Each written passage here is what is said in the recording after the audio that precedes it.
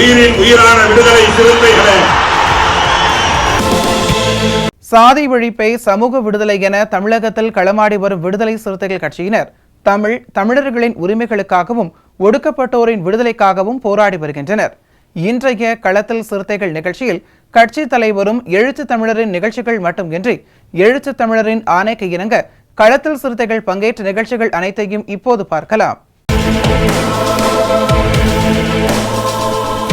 விருதுநகர் மாவட்டம் சிவகாசியில் உள்ள விடுதலை சிறுத்தைகள் கட்சியின் மாநகர மாவட்ட தலைமை அலுவலகத்தில் முள்ளிவாய்க்கால் நினைவேந்தல் கூட்டம் சிவகாசி மாநகர மாவட்ட செயலாளர் செல்வன் யேசுதாஸ் தலைமையில் நடைபெற்றது.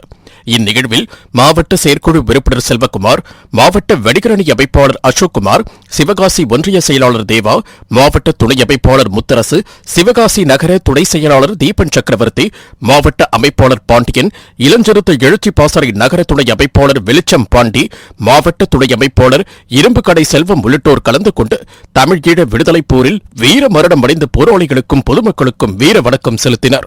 வீர வணக்கம், வீர வணக்கம், வீர வணக்கம், வீர வணக்கம், வீர வணக்கம், வீர வணக்கம், வீர வணக்கம், வீர வணக்கம். முள்ளி வாய்க்கால் இனப்படுகொலையான முள்ளி வாய்க்கால் இனப்படுகொலையான முள்ளி வாய்க்கால் இனப்படுகொலையான முள்ளி வாய்க்கால் இனப்படுகொலையான ஈழ தமிழர்களுக்கு வீர வணக்கம், ஈழ தமிழர்களுக்கு வீர வணக்கம், ஈழ தமிழர்களுக்கு வீர வணக்கம், ஈழ தமிழர்களுக்கு வீர வணக்கம்.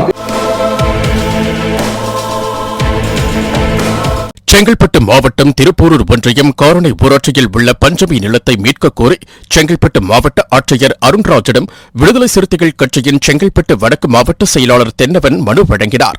அப்போது மண்டல செயலாளர் சிறுத்தை கிட்டு மற்றும் சுக விடுதலை செழியன் செல்வகுமார், ராஜ்குமார், மணிமாறன், திருமணி, சதீஷ், அன்புச்செல்வன் உள்ளிட்டோர் உடன் இருந்தனர். இன்றைய களத்தில் சிறுத்தைகள் நிகழ்ச்சியில் விடுதலை சிறுத்தைகள் கட்சியினர் நிகழ்ச்சிகள் அனைத்தையும் பார்த்தோம். நாளையும் இதேபோன்று சிறுத்தைகளின் பாய்ச்சலை களத்தில் காண்போம். வணக்கம்.